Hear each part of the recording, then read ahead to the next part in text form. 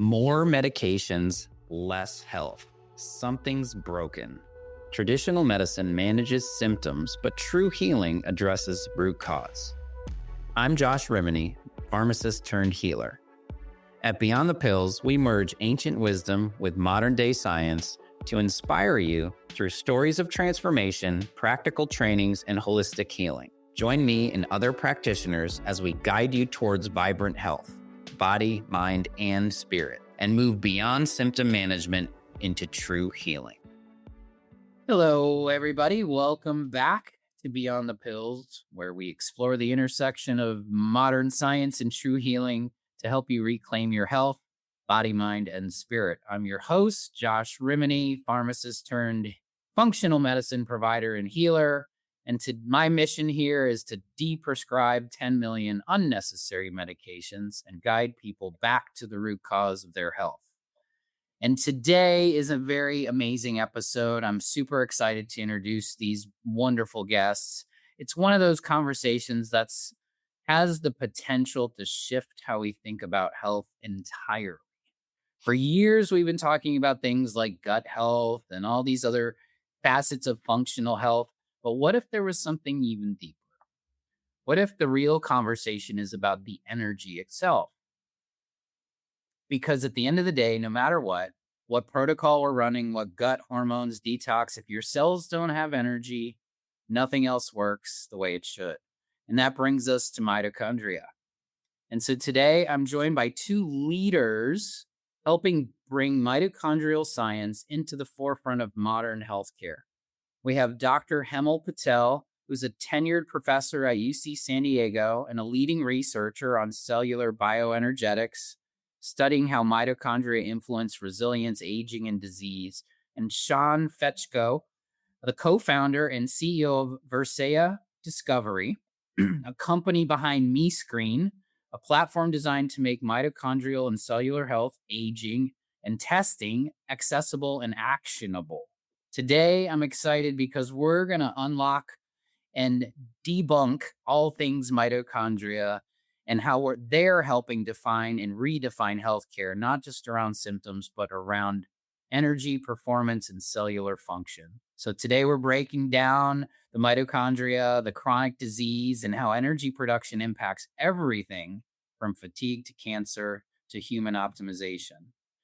So let's just dive in, guys. Thank you. Welcome to Beyond the Pills. I'm so excited and honored for you guys to be here.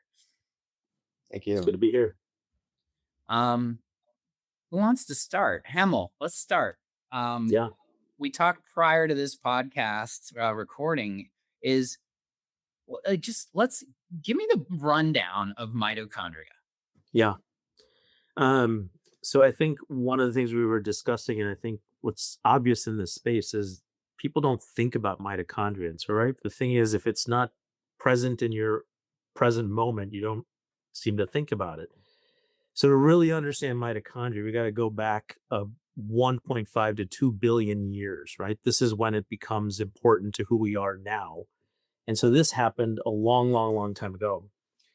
Mitochondria are old bacteria. They have their own DNA, and the unique feature that they had that it allowed them to adapt in an environment that was harsh to other organisms is that they could actually process oxygen and use it to create energy. And so somehow this mitochondria found this lonely cell that didn't have a mitochondria. It is a bacteria, so it infected it, started living inside the cell, and it realized this is a great place to live, right? And so now it's living in an environment that supports its survival, protects it from the outer elements and things like that. And for the cell, it gives it something the cell needs, a boost of energy to allow it to do crazy, amazing things. That cell now realizes that it can grow, it can move, it can become more complicated, it can become structured, it can start to build multicellular organisms. And so energy drives everything. It drives movement, it drives kinetics, it drives structure, it drives shape, it drives complexity.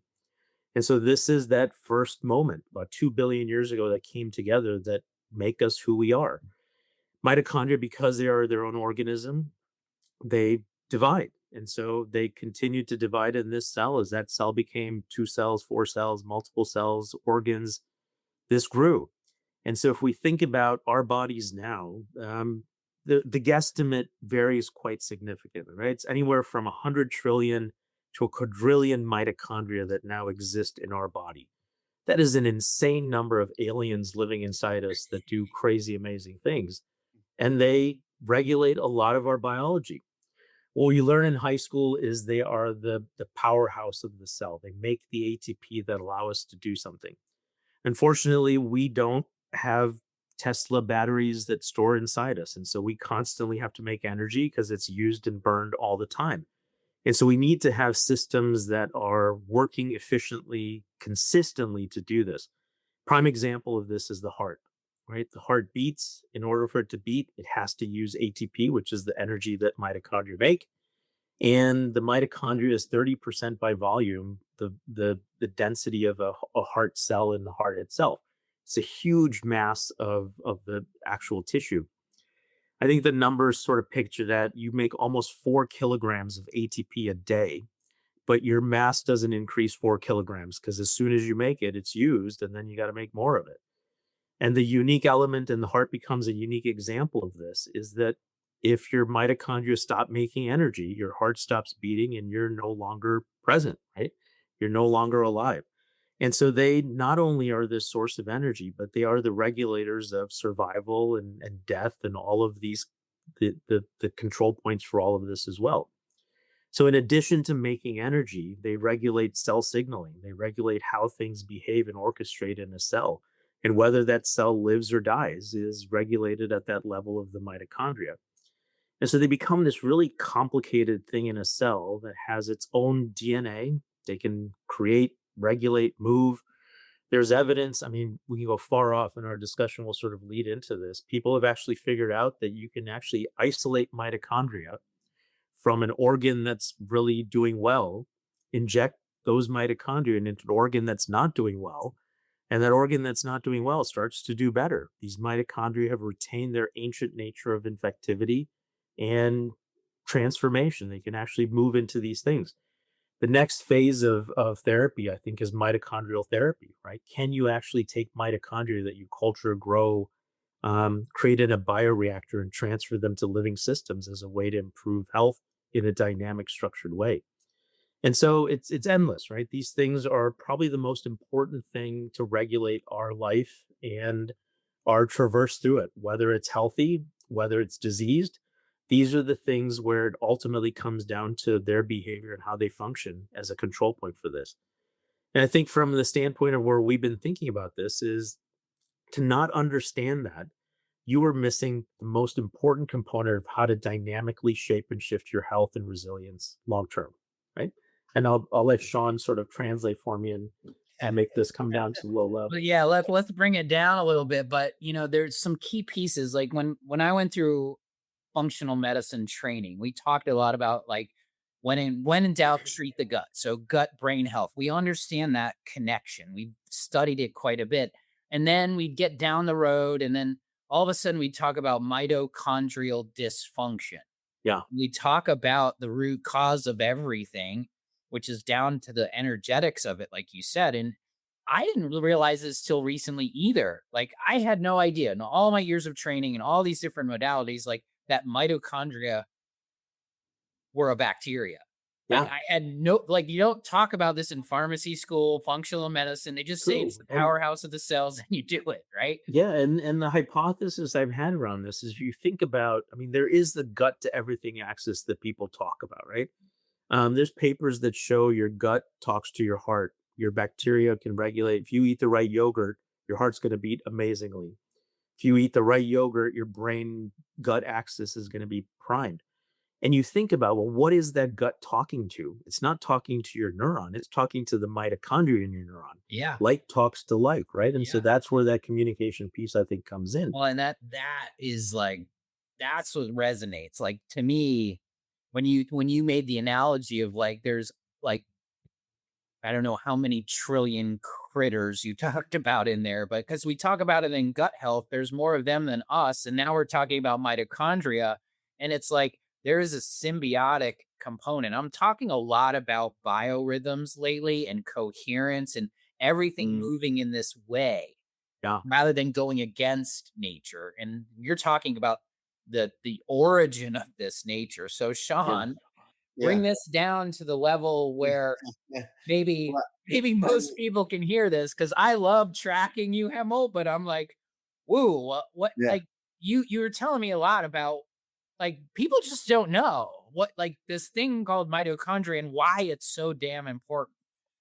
Well, think about it, right? I mean, go back to what Hemel said. The level of knowledge in the everyday person around the planet around mitochondria would be the powerhouse of the cell, right? Yeah, it's what you learn in like second grade, and then Yeah. that's it. Yeah. It's like there's a And then lot of them, and connected. the heart cell has a lot of them, and the brain cells have a lot of them, and then it's done, right? So enlighten us further, because I think we've gone a little bit further since second grade in our science. Well, then there's a level two, right? There might be some people out there that would know that it's the equivalent of energy or ATP. And so, a couple mitochondria facts that I always tell people, no matter where I am, to kind of set the stage of how important these things really are. So, to reiterate some of Hemel's points, there's an estimated 37 trillion or so cells in the human body, give Yep. or take, right? Each of them will have between 500 and 5,000 mitochondria. So that's where Hemel gets the number of anywhere from 100 trillion to a gazillion of these things floating around in the body. That is an unfathomable amount of knowledge that someone would have to dissect to understand the complexity of that, right? Every cell in your body has it, but red blood cells, right? The human mitochondria contain 1,100 to 1,400 distinct proteins. Another crazy fact that just blows people away is unlike your nuclear DNA, right? Everybody knows what DNA is, but unlike nuclear DNA, your mitochondrial DNA is inherited directly from your mother. Yep. Okay. Mitochondria produce 90% of the body's usable cellular energy. So that's just saying that every day when you get up and you start your day, from the minute you start your day to the minute you end your day, 90% of that outlay of performance, of energy, of everything you're doing is mitochondrial or ATP generated, right? The biggest, I think, knowledge base or gap that people have on this is all around chronic disease. Mitochondrial dysfunction is linked to nearly every major chronic disease on the planet. And chronic diseases would include things like neurodegeneration, Alzheimer's, Parkinson's, ALS, Friedreich's ataxia, heart disease, cancer, diabetes, inflammation, fertility issues. The list goes on and on. Thyroid issues, right? So Mhm. now, for the first time, people are finally opening up their eyes from a research standpoint, from a Western medicine standpoint, and from a everyday consumer standpoint, and they're starting to learn that the root cause of everything in your life stems from mitochondria. Three key verticals: everything around chronic disease, as I just mentioned, right? Then you have anti-aging. What is anti-aging? What's it tied to? It's tied to your mitochondria. Like everything from going gray. By the way, I have a gray strip forming here, which is kind of funny. Everything from balding, from developing dad bod to I love women going through menopause, all these things are mitochondrial shifts and changes in the body, right? Mitochondria determine if any cell in your body is going to live or die. They're the battery in the cell that determines every second of every day what's going to live and what's going to die. And so the complexity of studying these things has always been a challenge. And the reason it's been a challenge is the way to assess it was always a muscle tissue biopsy through the thigh. It's a 6-inch needle. They pull out muscle tissue, real life tissue. It feels like you have a Charlie horse for a month. Super painful, super expensive, and only a handful of labs that can even process that sample. And you need to be close in proximity to that lab to do that sample, because the minute you pull out live human tissue, it degrades the integrity of that sample. You can't ship it and transport it around. So I think, when people think about cellular health, everything out there claims cellular health, right? Think about it. I can Google cellular health products: cold plunge, sauna, peptides, NAD, supplements, stem cells, exosomes, red light therapy, magnetic therapy, hyperbaric oxygen chamber therapy. The list just goes on and on. And so everybody is out there pushing a certain message that their products will optimize cellular health. And we're simply saying, prove it. Track it, understand, get a baseline on yourself as to where your mitochondrial health is. And then from there, determine what interventions you actually need based on data. And I think the challenge in health and wellness is that there's a lot of amazing things happening, right? Everything from meditation to breath work to all the things I just listed out, but it's an unregulated market with not a lot of scientific rigor. And so our goal is to help further the science and bridge the gap between Western medicine, because there's a lot of great properties in Western medicine, even though, the pill popping nation is not good.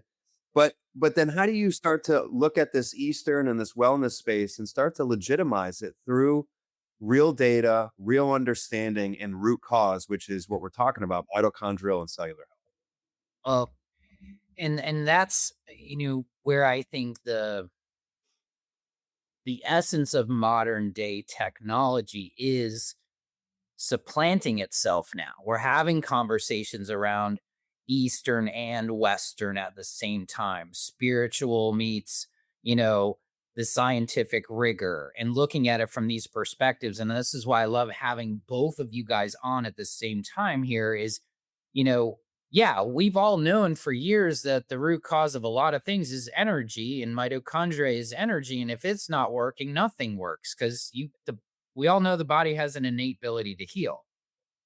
But how does it heal? It needs energy. Everybody knows what a dead battery is. It's no good to anything, right? And that's what you said. If it's not, so we're getting down to that root cause. I just think it's a funny full circle moment that most of the root cause isn't even our DNA. It's the bugs and the critters that are working for us. Is, take us down that space of like, why are we here today? Like, we can talk about performance and all those other things in chronic conditions. I do want to talk about the research and what you're seeing, but tell us a little bit about why is it so, why are we what are we in front of right now? Because you guys have this test in this lab and we'll talk about it, but what what have you discovered in this process that now can take people down actionable steps rather than just saying low battery, not so much, because that's ambiguous. You can't do much with it. You talked about scientific rigor, Sean. So maybe I think Hemal, it's you can. important for Hemal. I think it's important for Hemal to kind of walk through the history of that with NASA and how this all came about. Yeah. Yeah. So I mean, when you think about, I've talked to a lot of providers, and as we're sort of, talking about this test and trying to convince people to do it, one of the things you ask them is, well, you talk about mitochondrial health in your clinic. How are you measuring it? And most of them say, well, we just ask people if they feel better. That doesn't seem like a very, Subjective. Yes. right. There's not a very objective. That doesn't sound very objective. And so there's lots of reasons why you may feel better. And that feeling may be just a sense of the mental state you're in at that particular moment. There is no objective way to measure mitochondrial functionality. And so this is what we were trying to short circuit and make easier, right? And so what Sean mentioned, the gold standard in this space is the muscle biopsy. It's your DNA, your mitochondria that we have in the lab that we can dissect into 1,000 things and look at the functionality of mitochondria. It's not scalable. There's no way to commercialize something like that. So we were, challenges do crazy things. When the moonshot created Tang and fMRIs and all kinds of crazy stuff, you had to get a human from here to the moon. You had to invent a lot of things along the way. And so we were involved in the twin study. And so NASA had picked 10 sites across the United States. UCSD was one of them. My good friend and colleague Brenda Rana was the site PI at UCSD. And it was this look at a human in space, the twins, right? So the Kelly twins, senator from Arizona who stayed on ground and his brother who went up into space. And the idea was, could you now look at ideal, same genetics, they're monozygotic twins. And so what happens when the same genetics is put in two different environments, and they're extreme environments? The human body on Earth has had to adapt to everything. Except when you put it in space, we've never had to adapt to microgravity. And so now you have to live in an environment where there's no gravity, and crazy, weird crap happens to your body, right? Your heart doesn't have to work anymore. So your blood decides, well, I'm just going to pool in my head. One of the crazy things to do is go look at old pictures of astronauts before and after they go on a flight. You'll see when they land on Earth, their heads are like gigantic because it's ballooned right over time. And it takes time for that fluid shift to redynamically shift back to the rest of the body. And so NASA knew that mitochondrial dysfunction happens in space. They just didn't know how, when, and which system would be impacted. And so the challenge to our group that Brenda had known we were working in the mitochondrial space. So she's like, I know a guy. And so I was brought in as the guy, right? I'm always the guy. And we do a lot of crazy, amazing stuff in the lab. And people listen. And so Brenda brought us in. And the challenge was we can't give you tissue, which would have been great if we could have gotten tissue from Mark and Scott from different organs and done all the crazy stuff we do. The only thing we can give you is plasma. And so you sit back and you're like, how am I going to create a mitochondrial test based on plasma? But if you think sort of biologically about what plasma is, right? When something's wrong with you and you go to your doctor, one of the first things they'll do is they'll run a blood test. Yep. Plasma is a component of blood. It has factors in it. It has biomarkers and other things that give you a sense of what your health and disease status is by looking at specific things that track to disease. There are companies that have tried to identify biomarkers for mitochondrial dysfunction. This is like, I don't know, basically taking a mechanic and saying there's something wrong with my car, but let me tie your hands behind your back. And all I'll do is open the hood and you can look around, right? Tell me what's wrong with it and fix it. Not gonna be able to do anything because we don't know what the actual biomarkers are that predict what that functional dynamic mitochondria, that's trillions of them in your body, are actually doing. And so plasma becomes this interesting capture. The plasma is a unique capture of your genetics, whatever your genome is, transcriptome, your proteins. This is secreting stuff into that plasma. It's a consequence of your health and disease status. So if you have a chronic disease, that's creating a metabolic profile that's leaching into that plasma, that's circulating around and all your cells are seeing. It's a consequence of what your mitochondria are doing. It's a consequence of your gut microbiome. It's a consequence of the environment you're exposed in. The environment has a huge implication on what kind of metabolites and exosomes and proteins appear in our plasma. It's a consequence of your happy thoughts, your sad thoughts. Everything you are gets captured in this. And so the thought I had is why limit, right? Why try to identify a handful of markers when we have the entire you? And in this case, we had NASA, Elon Musk was sending a rocket up every couple of months. So we had every 3 months, we had a blood sample capture from the guy up in space. And then we had an equivalent blood capture from the guy on ground. And so we had these blocks of time before flight, every 3 months during flight, and times after. We have the entire person captured in their plasma. So what I decided to do is, could we actually deconstruct a human on a plate? So it turns out you can buy cells that represent every organ of the body. They exist. People have been studying cells as a way to study brain dysfunction, heart dysfunction, liver dysfunction. So you can get these quality controlled cells that you can grow, and you can literally build a human from the ground up on a plate. So we bought cells that were neuron in nature. We bought cells that represented the immune system. We brought cells that were muscle, heart, liver, kidney, all of the endothelium. And Josh, believe it or not, they bought all those from me. My cells are perfect. They decided to take all of my cells to run the analysis. I love it. That's how it works, right? Yeah. You just happen to be the perfect specimen there. That's right. Far from it, but yeah, it's a crazy technology. I don't know how much ATCC pays you for it, but hopefully a shit ton of money for those cells. Right. So basically, we had this entire person captured at multiple time points. So whatever that environment and all these things we're creating was in that plasma sample. So now what we could do is a human on a plate, we have the entire body captured. We can now transfer the whole person onto each one of those cells and see how ground blood samples impact mitochondrial functionality. And we can see how different time kinetics in space alter the functionality of mitochondria in a brain cell, in a heart cell, in a kidney cell. And so we could now predict, based on all of the stuff that an individual is making, which organ was going to dysfunction at which time. The other cool thing about this study is we weren't just doing my mitochondrial study. They were doing 10 other studies that looked at every other system in this body. And so we were looking at microbiome, we were looking at metabolome, we were looking at the proteome. And so now you can take these, and physiology as well. So you can take all this dynamic data and correlate it with this mitochondrial functionality that we were doing on this crazy test. And so we were able to predict a time when there'd be muscle dysfunction that correlated with things that they saw physiologically, endothelial dysfunction, immune dysfunction, all from this thing. And so this was the early start of a mescreen. Problem with this still is you need an Elon Musk, and in this case, you need someone to leave their house, go to a company like Quest or LabCorp, and have someone take some blood out of their body, process that blood, put it in a dry ice pack, and then ship it to our lab to do the assays.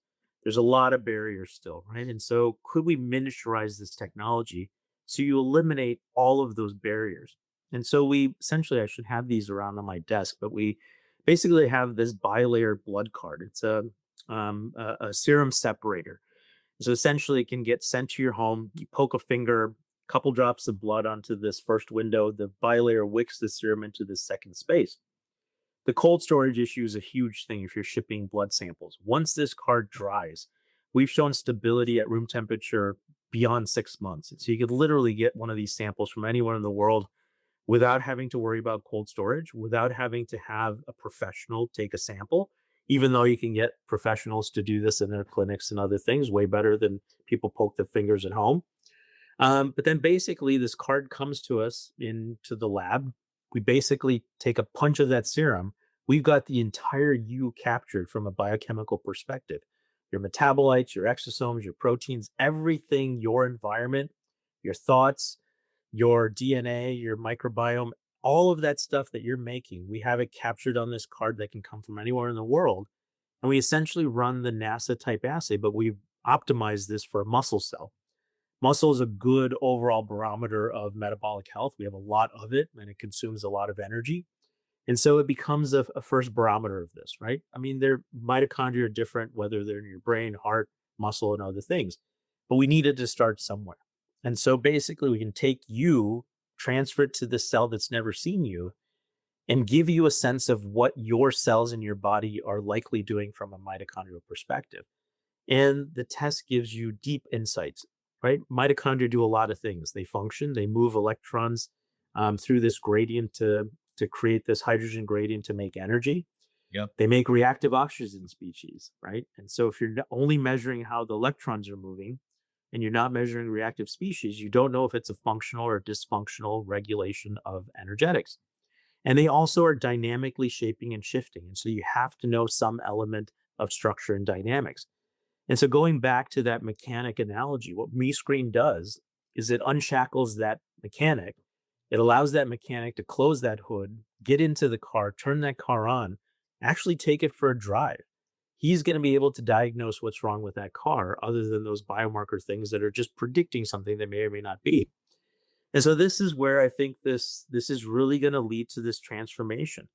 Moving beyond do you feel better as a way to track your mitochondrial health to here's a blood sample and this is actually what my mitochondria are doing is going to give you insights beyond what you can expect and ever wanted or thought existed, right? And this is going to give you a way to really tweak mitochondrial health in an optimized kind of way. The test gives you 4 parameters that really allow you to look at core features of how your cell is dynamically shaping, shifting, and working. And this is where the interventions come in, right? Depending on where you are on this ladder of mitochondrial health, there's certain things that you have to optimize. And we can go into that, but lots of cool ways to think of biology. But we need an objective measure. And so this is the first vital sign that gives you access to your mitochondria that's never existed. And that is kind of like, that's to me like the aha here. Like that we haven't been able to see in real time.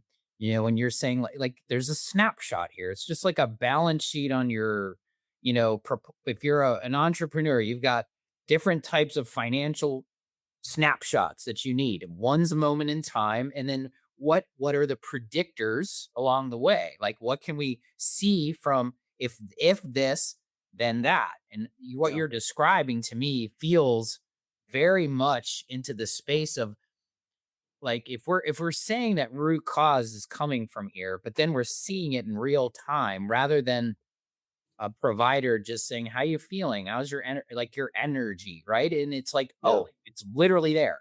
And so Yeah. now, what have you seen coming from that, Sean? I mean, just a quick note on this. It's eye-opening for people, right? Most people think they are in optimal health and mitochondrial health and run our test.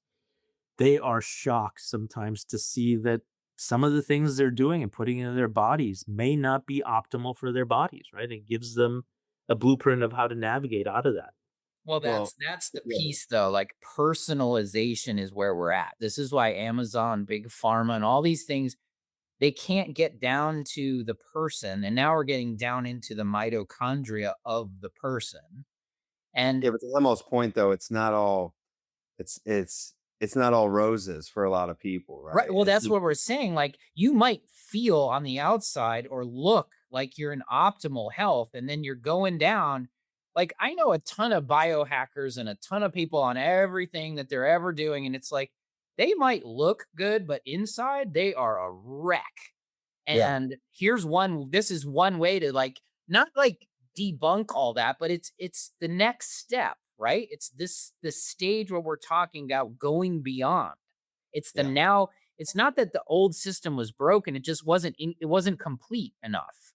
And now we're getting to this space where we can actually see in real time. So, Sean, I want you to speak to that because you have a lot of experience and there's a lot of different ways that you guys are researching the actionable results out of this. Yeah, I mean, it's twofold, right? You go back to what Hema was saying, people, they could be professional athletes, right? But they could be a UFC fighter. They could be working out every day, 7 days a week, looking like they're, in unbelievable shape. But the truth is, at that moment of time, they also could be rotting away inside or hurting themselves inside. So being overtrained, overworking, overstressing your cells can create problems, right? And so like one of the more interesting type of study designs is looking at professional athletes and looking at them during season, right? Like look at NBA players or NHL players. NHL players play 80 plus games a season, right? That's nonstop. I mean, 160 plus games for MLB players. So then Yep. looking at how people are during training or during preseason, postseason, UFC is a perfect example. These guys are the toughest guys on the planet, right? They'll beat anyone to a pulp, but at the end of the day, look at what they're doing to themselves. They're overstressing their body. They're dropping weight to make a fight. Like there's a lot of stress that goes on in there. And so what we're finding is that, you know, outside aesthetics, the way people look versus aging on the inside are two very different things. And so when you look at how to best explain this in layman's terms to individuals, think of us like a bullshit detective. Is what you're doing working? If I asked you 10 years ago, what's your sleep score? You're gonna say, I don't even know what you're talking about. What do you mean a sleep score, right? Aura Ring and Whoop and Garmin, they all have sleep scores. And the first thing someone does when they wake up in the morning is they check their sleep score and they look at their vital signs, their new vital sign of how did I sleep? Did I hit delta? What's going on? Why did I sleep bad? What can I do to help correct that? Well, think of your cells as the same. We are simply measuring whatever you're doing in your life. Our job is not necessarily to determine what you should do, even though over time we were going to get smarter and smarter and smarter to give you an actionable plan that makes sense based on what you're experiencing or how you score. But the truth is, if you want to get off alcohol, if you want to get off prescription meds, if you want to do stem cells or take peptides or get on an NAD regimen, whatever it is you want to do, we're simply telling you whether or not that's optimizing or keeping you flat on your cellular health, or is it declining your cellular health and mitochondrial health? And so when you look at our test, it is meant to be a repeat test. Based on your baseline score, how are you doing today, at your age, your current situation? And let's assess that again over maybe 90, 120, maybe every 6 months, and look at what interventions you're doing and if they're working for you or if they're not, right? And simply put, if your mitochondria are performing bad or you have issues in your mitochondria, you're not healthy in certain respects. If your mitochondria perform exceptional and you're on one of the higher profiles of our tests, you're healthy. Keep doing what you're doing, right? And keep it optimized. And so they can tell a lot about the individual.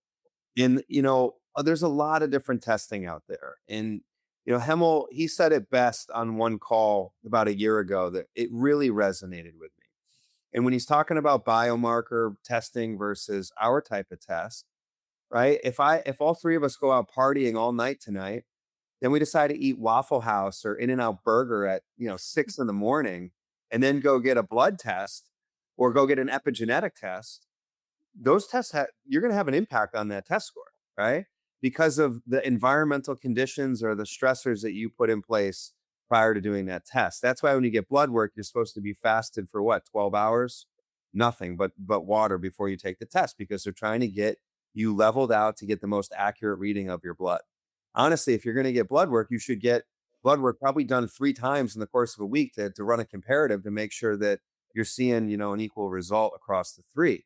With our test, that is not the case. Function testing does not fluctuate hour to hour, day to day.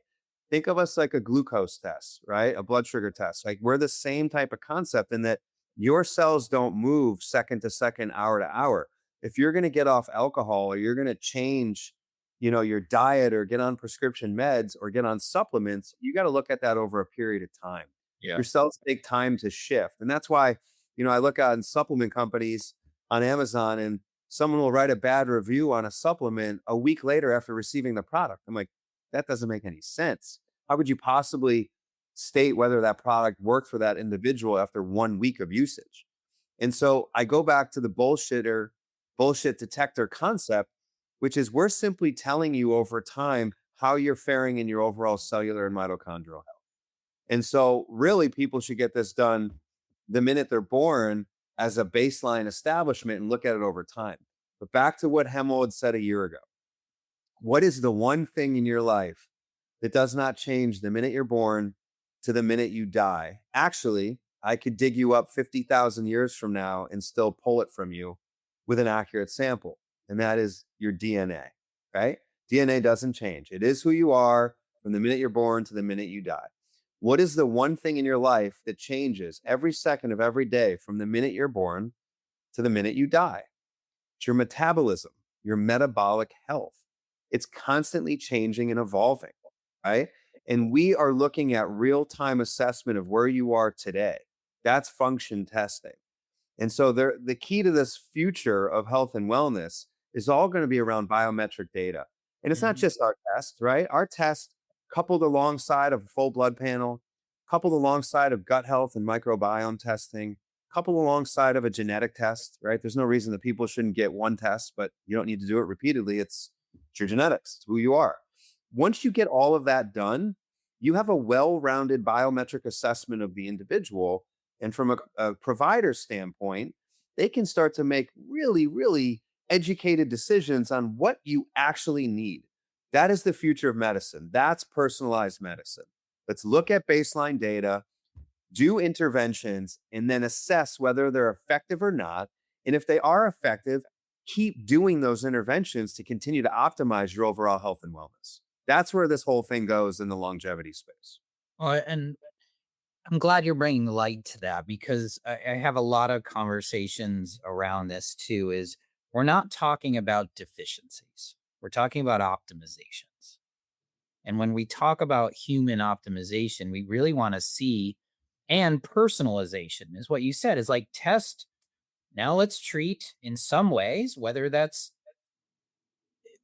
is meditation, or whether it's, using these supplements, or you're seeing in real time how it's actually working for you, the individual, right? And that's so critical in this day and age, not because it's personalized, but because when people see it in action, they're more apt to doing it anyway, or not doing it based on the results. 100% of the time, when I do a lab and somebody sees it, like gluten, like, hey, look, it's bad for you. Stop eating gluten. They're like, okay, cool. Otherwise, it's like, gluten's bad for you over here. Let's stop. And then the brain doesn't think that way. So I love that this lab and this test gives us that measurable result to give us the actionable items, but also allows us to understand if it's working or not. Think of it like this. You got to think of it like this, right? Because I don't want to be all doom and gloom on people that, look at on the outside perform terribly. It's not every time like that. But you have to understand that a lot of times there's issues with patient adherence to taking peptides or supplements or NAD or any, Eastern medicine or Western medicine intervention because they don't feel any different. The physicality. And it's like, no, no, no. That doesn't necessarily mean that it's not doing something positive to you down at the cellular level. And I'm going to use a very basic example to try to connect with people on this. If I go and eat 7 bananas right now, okay, I don't jump up and down and say, oh my gosh, this potassium feels so good going through my body. Okay. But you're getting optimum levels of potassium when eating those bananas for your daily intake. And so your cells are the same. You may not be physically feeling any different when taking something, whether it's NAD supplements, doing red light, doing hyperbaric oxygen, but it could be working for you down at the cellular level in a favorable way. And so getting the biometric assessments and getting repeat testing done really allows the individual to, number one, see if things are working for them, but number two, to stay compliant and adhering to that protocol. And a lot of times companies lose so many patients to the protocol because they're only basing it off the physicality of the situation.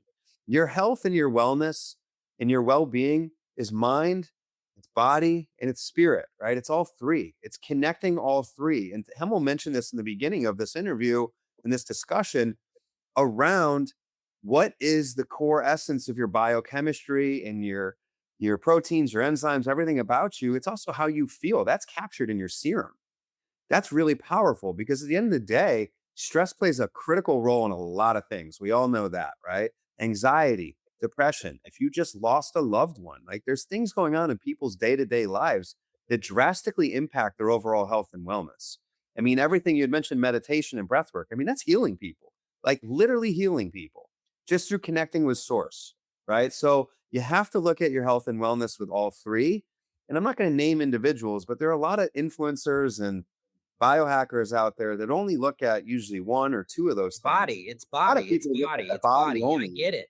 Yeah. And that's why I've been drawn to mind body medicine, to energetics in different ways. I've studied with indigenous tribes and the people that are doing it in modern day. Is what you said, Sean, is holistic health. It's like if you're looking at it from all those angles, but then what I love about how that interplay works is it goes both ways. It's bi-directional, right? But like if you have a peak emotional experience that's causing you to have something, it's going to show in a lab that's supportive of your cellular health. Just the same way as if you perceive the garden hose as a snake. There's 1,400 chemical reactions that happen in a millisecond that we can quantify now in ways that we haven't been before. And I think that's the important piece we're taking is it's not woo anymore. We're speaking of it from different spaces so we can all put it together to allow us to go to that next step. Yeah. We did a funny story. So we did a pilot study on ayahuasca where we were capturing people before their journey, midweek, and then at the end of the week. And ayahuasca, I mean, the literature reports that it should have dynamic, dramatic effects on mitochondria. We saw that with the mescreen. You can see this insane rise in mitochondrial ATP.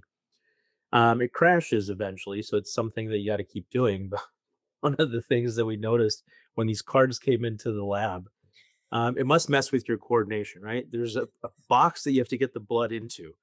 I swear, there's so many cards where they got blood everywhere except the box they were supposed to put it into. Um, Yes. Yeah. but Well, I've been through those retreats and I can attest that that is 100% true. There is definitely for sure. My Yeah. trip in Shipipo healers in Peru, like the coordination part, I can't imagine trying to figure out blood stain. But in all seriousness, right? We're talking about, health and wellness, and we're talking about, Western medicine and chronic disease. But this movement with psilocybin, with psychedelics, with ibogaine, with ayahuasca, with dietas, just eating raw plant from the jungle, there's real science behind this. I mean, Yeah. even the fact of what just was released with the government and the Trump administration removing cannabis. right? And marijuana. Now it's a Schedule 3, I believe, right? So the research can start to prevail in a big way. And I am seeing unbelievable, a lot of this is anecdotal. You talk to people, but I've met hundreds and hundreds of people that have gone through these types of microdosing or these intense San Pedro and ayahuasca retreats. And it's life-changing to people. It really, really heals people, especially people suffering from PTSD, veterans. Look what former Governor Rick Perry has done with Ibogaine and getting that cleared to be able to be used, right? This is real stuff. So I think what Hemal is and I have been talking about is how do we start to enter that space? And even though we've done these smaller studies with ayahuasca, I mean, they're doing amazing things on meditation. Let's look at the long haul of that, right? Like if Yeah. you do a week retreat, where is the end point of that? When you see spikes in optimization, when does that level back out? And what would be the proper protocols for this? We are doing that with stem cell companies, with peptide companies, NAD. We just completed a MOTSI study. We're doing it even with an infrared sauna company. They're trying to understand what is the right protocol. How many minutes a day, how many days a week do you go in to optimize your overall cellular function, right? Everybody's claiming this whole cellular health thing. It's like, let's start to tone that down and hone in as to what is the right dosing, what is the right usage, right?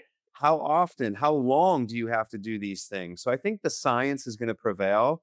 And I think health and wellness is going to become a really amazing field once stuff starts to get more and more legitimized and we start to actually incorporate some of the Western strategies, which is looking at dosing, looking at efficacy, looking at compliance, right? Making sure things are safe. I mean, the amount of peptides that people are ordering online, I mean, you have no idea what's in these, Crazy.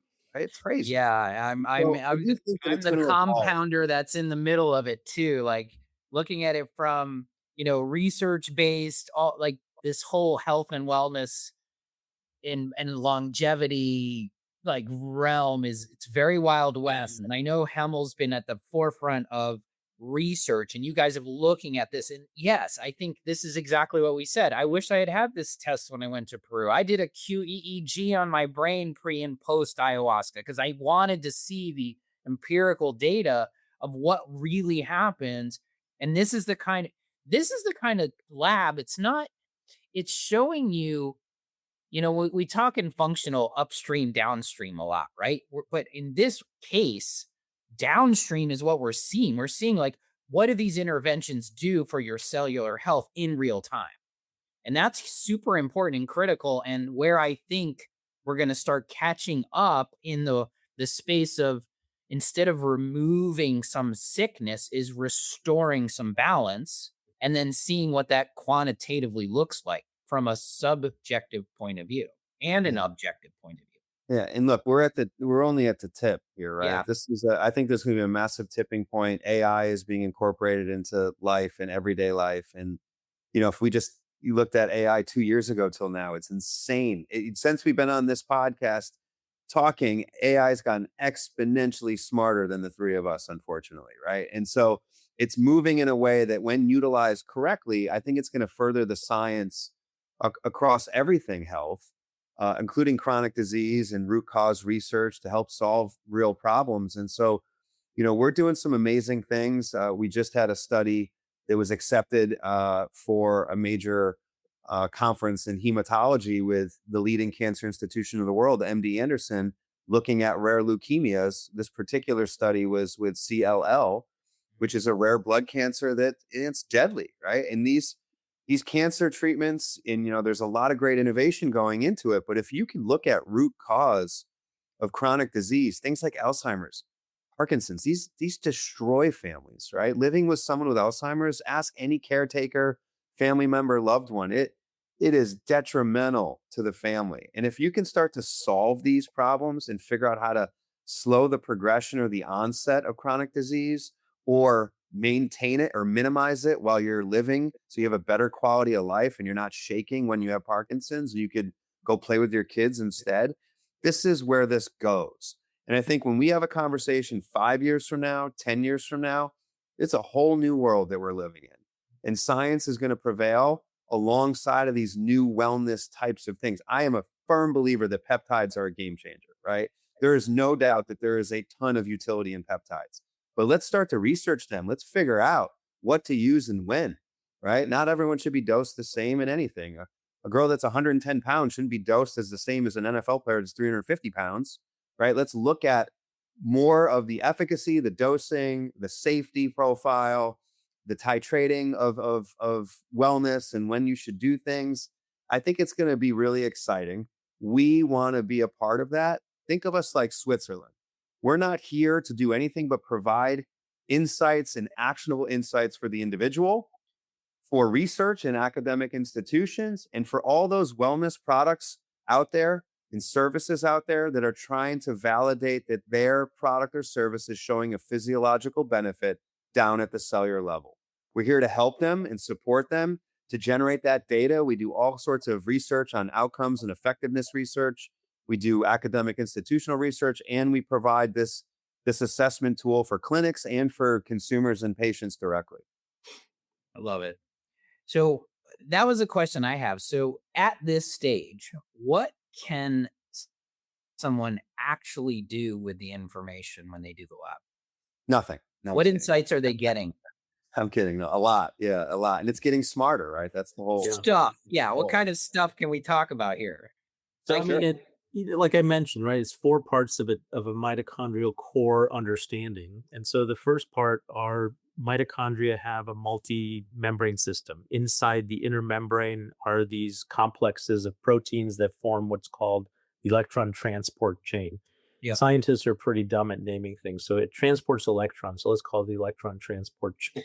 It's a chain of proteins, and so it moves electrons through this complex of proteins, and what it does is it creates a hydrogen gradient.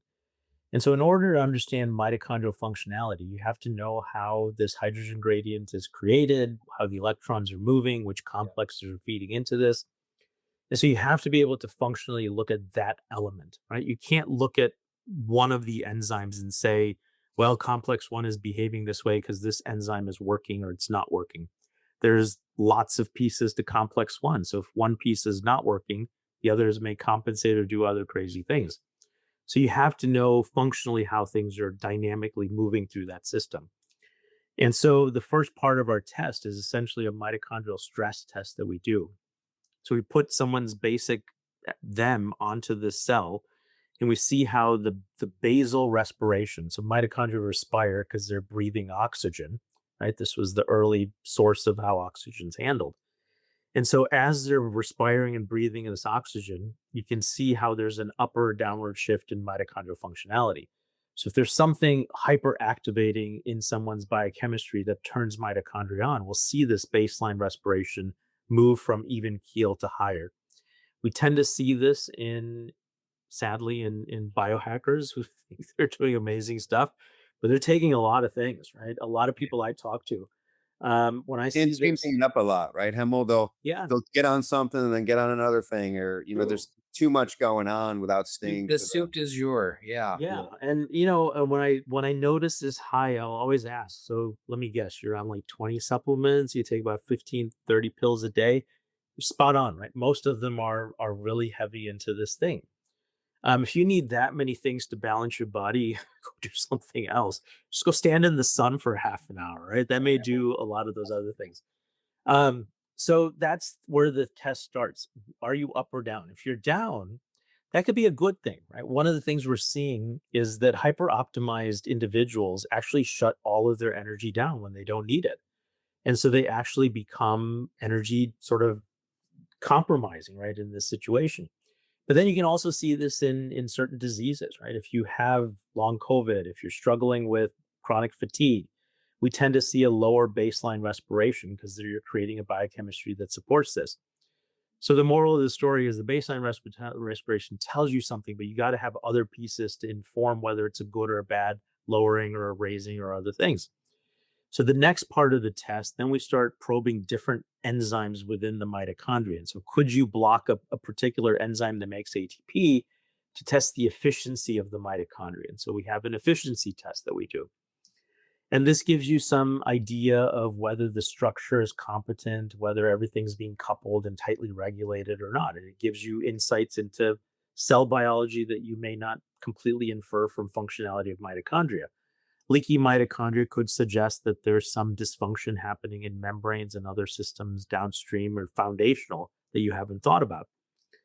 The final component of the test then gives us a measure of how fast and far you can run, right? And so we basically uncouple the mitochondria, make them work as hard as they can. And so what you should see in this system is a rise in this potential. If you don't see a rise, it tells you that maybe the mitochondria look perfect, but there's no way to rev that engine up when that energy is needed under stress conditions. It gives you may also see a rise and you say, wow, this is amazing. But then until you look at some dysfunctional element, you don't know if that's actually making energy or if it's making reactive species that then start damaging your cells. And so you have to have other components of the test. Second part of the test looks at two basic things. We make energy with glycolysis or we make it with mitochondria. What's your balance of the two? Are you making more with mitochondria, more with glycolysis? Is it shifting? Is it dynamically shaping? Majority of the individuals are fuel flexible and they can make equal energy through both. There's certain optimized individuals that tend to be more mitochondrial centric, and they're more de-optimized individuals that tend to compensate with glycolysis because their mitochondria are just not working, right? And they're just not functional. And so this gives you that element. The third part of the test now challenges that function dysfunction element. Your mitochondria are handling oxygen. Oxygen is a reactive molecule. If it's not handled the right way, electrons will slough off and you make free radicals. You make superoxide, which will then make superoxide, hydrogen peroxide, hydroxyl. There's a lot of nitric oxide in your mitochondria, so you make peroxynitrite. All of these things travel very short distances and they start damaging your lipids, your proteins, your DNA, your RNA, and mitochondria are everywhere in your cell. And so if you have dysfunctional mitochondria and you're getting this burst of reactive species, they're causing a lot of accumulated damage over time. This is one of the theories of aging that people have, is that the reason people age is you get this accumulated reactive species injury that happens over and over for an entire lifetime that ultimately builds to a head, and then you start going sort of downhill. So you need to know what you're doing. So we've created this fluorescent reporter that actually tells you when you adopt that biochemistry onto that same muscle cell, are you making reactive species under baseline and stress conditions? And the stress condition is the working stressed mitochondria. And so this allows you to see the two situations. When you're resting, are you truly resting? Or are you bleeding off some of these things that will cause damage? And then when you're challenged, are you creating more of this load, or is your system optimized where it buffers all of this oxidant potential? The final part of the test, I think, is one of the most far out ways to look at mitochondria. So they are not static organelles. They move around, they shift, they shape, they fuse, fizz, right? They're doing all of these things in a cell. What we came up with was a cell that expresses a green tag only in the mitochondria. And so under our live cell microscope, the entire mitochondrial network lights up.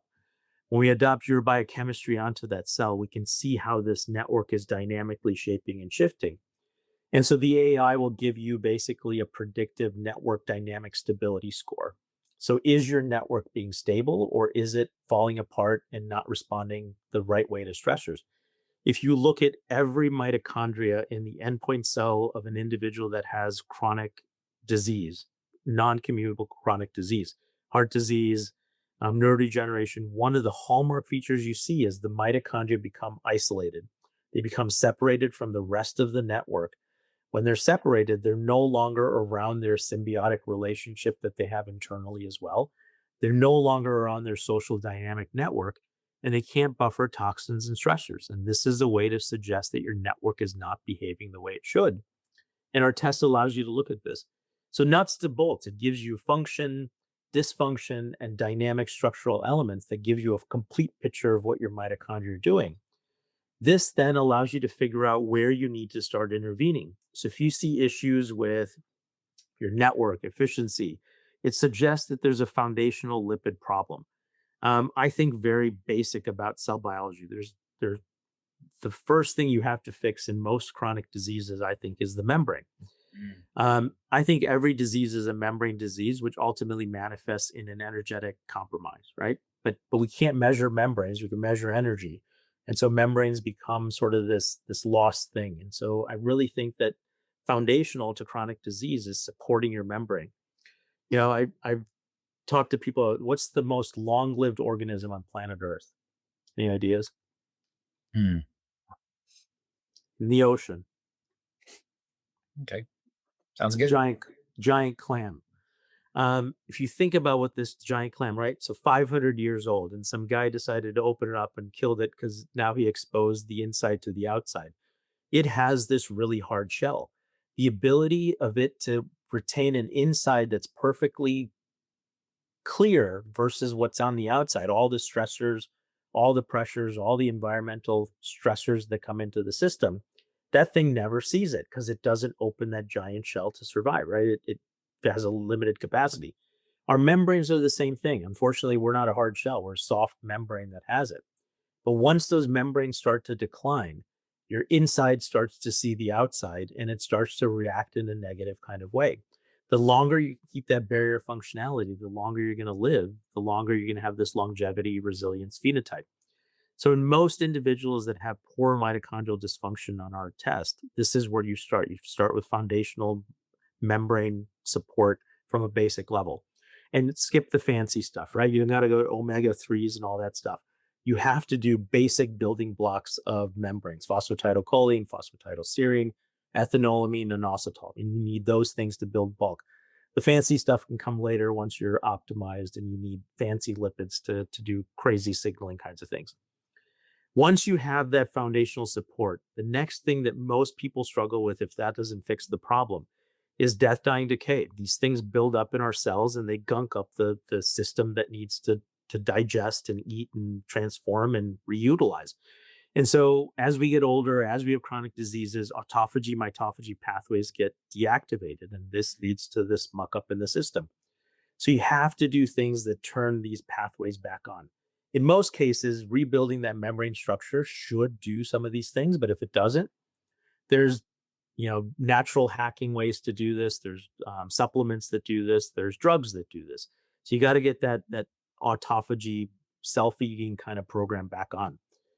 Final component, if you're not solid with the membrane and the autophagy, mitophagy, and fixes all the problems, the last thing that some people need to struggle with is the oxidant load. One of the things we live and die with is this really high oxygen rich environment. It creates molecular fire in our cells. We have to be able to balance this. Most of us have endogenous antioxidant systems that can keep all the free radicals at bay. Sometimes you don't. And so you need exogenous support to then balance the antioxidant system that may be lacking. And so membrane, mitophagy, autophagy, reactive species, you can fix those three things. I think you can optimize health in a dynamic, unique kind of way. And it all starts with understanding your mitochondria, because our test gives you elements of all three of those components. So in short, what I gathered from that is eat a bunch of 500-year-old clams and you should be good. Or just surround yourself in a Just giant or just close your shell and be in a bubble for the rest of the world. And right. none of this toxic environment will ever hurt you. Yeah, but that is an interesting fact, right? To think that the clam, it can live that long. That's nuts. It's crazy. Yeah. Yeah. Well, this has been, where can people learn more about the test? And we're going to give access to people in our community, how we can get this test, how we can look at this, how they can get structured, guided support, because I think that's important. Sure. I loved how you got, Hemal, you got down to like, there's leaky everything these days, right? In functional health, there's a leaky brain, there's a leaky gut, there's a leaky heart. But what you did is you reversed that and says, well, how do you fix leaky, right? It's membrane health, right? Literally. It's between the cells and the cell itself. And this is a practical way to see it in real time and go, oh, there's something to do here. So I love that, because it takes away the ambiguous nature of what we talk about when we talk about these processes. You're actually seeing it. So I really appreciate that. Yeah. So Sean, where do people go to learn more about mescreen and Verséa? Yeah. I mean, mescreen.com, like for mitochondrial efficiency, screen.com, mescreen.com can give you a lot of education. We come from the Western medicine education world. We believe that we have to continue to relay that message and teach everyone the importance of cellular health and mitochondrial health. The good news is it's happening, right? The conversations are happening everywhere I turn. I was just at a huge medical conference in West Palm Beach, and they had an entire workshop day for all the providers on mitochondria, right? It was a 6-hour day. And so you're hearing about it. Every podcaster's talking about it, from Joe Rogan to Andrew Huberman to Mark Hyman. This is a conversation that's exploding globally. And I think people are realizing that get the data on yourself, understand what you need. Look, there are 8.2 billion people on the planet, okay, give or take. Every single one of us are different. The way our DNA, the way we metabolize, our enzymes, our proteins, we're all different. This whole blanket selling and blanket marketing that you should do this, you should do that. No, how do you know that I need that, right? So why don't we understand you as the individual? So this test is being offered all through clinics around the world. Anyone around the world can get it. They can order it from us directly and we can ship it to them globally, because the sample lasts for 90 plus days. So once it dries out, you then send it back to our lab. We're the first in the world that we know of standalone private mitochondrial health research and commercial lab. We take pride in that. It's down the street from Hemal, from UC San Diego. We spent a lot of time building that out and are continuing to build that out. And so we have the bandwidth to take lots of samples coming in. We have PhDs and lab technicians and a great team behind this. We're furthering the science and we're working with clinics. So longevity clinics, biohacking clinics, med spas, functional medicine, integrative medicine, and we're working directly with patients. And then we also have the research arm. So anybody that wants to further assess their product or service, we assist them in getting that done as well. And I love that you're backing this by science and research, right? It's not just a direct to consumer, this is good for you like thing. It's like we're really building this for the way and manner in which we need to adopt it into our scientific space. I onboarded as a provider not just recently, and so the onboarding process was smooth, everything was good, your team is great. Like, so we want to be able to express this to the providers and the practitioners listening too, is this is something you can put in your wheelhouse very quickly and also get really actionable results. Because and we'll give people, we want to know that we're building our Beyond the Pills community. These are the things that are important for the community, for people to be able to take action items on their own health and get it down to that personalized. We went all the way down to the microscopic spot, the cellular health, but not just saying it as health, like we can see it. So thank you for enlightening the process, your story. I love that this is adapted. When NASA and the government does it, like, this is what follows, right? This is how we get adopted into real-time nature. And, I can't imagine 10, 20 years ago what this would have costed, right? We're looking at things that are getting so much more affordable, so much easier. Like, there's no 6-inch needle in your thigh. You got to go to the clinic, spend $20,000 to figure this out.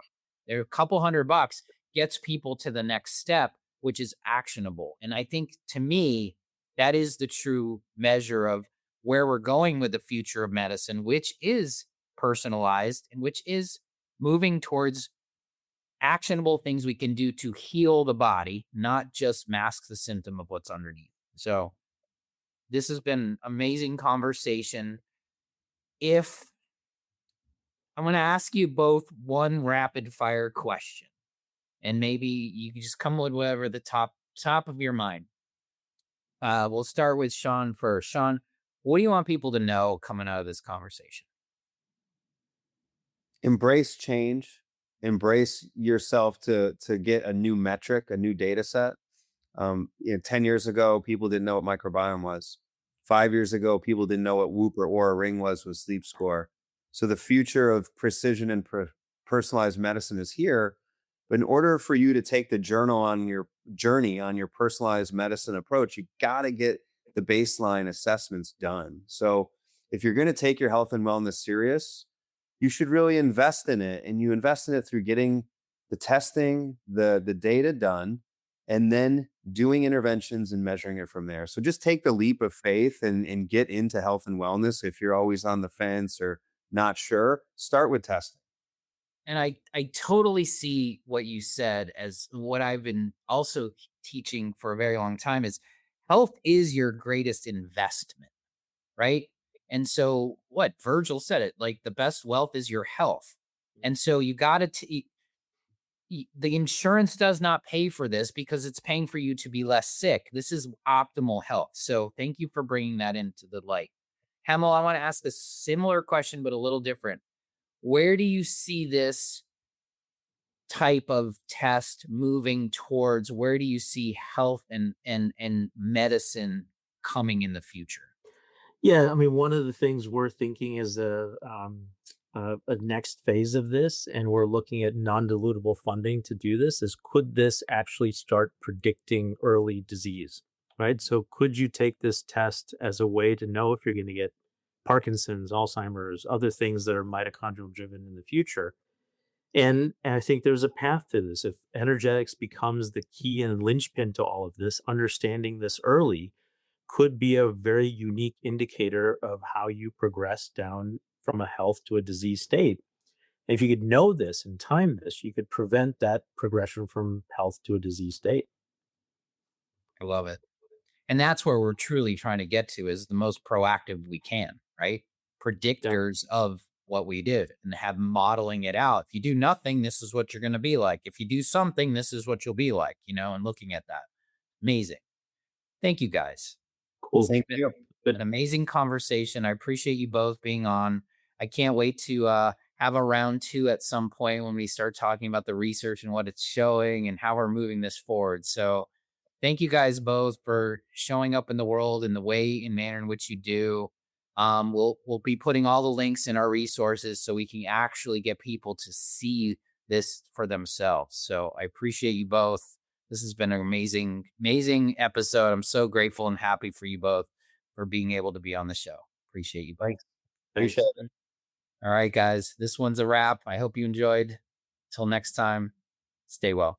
Thanks for joining me today on Beyond the Pills. If our mission to deprescribe 10 million unnecessary medications resonates with you, share this episode, subscribe, and leave a review. Whether you're a practitioner or someone ready to reclaim your health, visit rx2wellness.com for free resources to begin your journey. Together, let's go beyond the pills and co-create a world of vibrant health and true healing. Until next time, live better and stay well.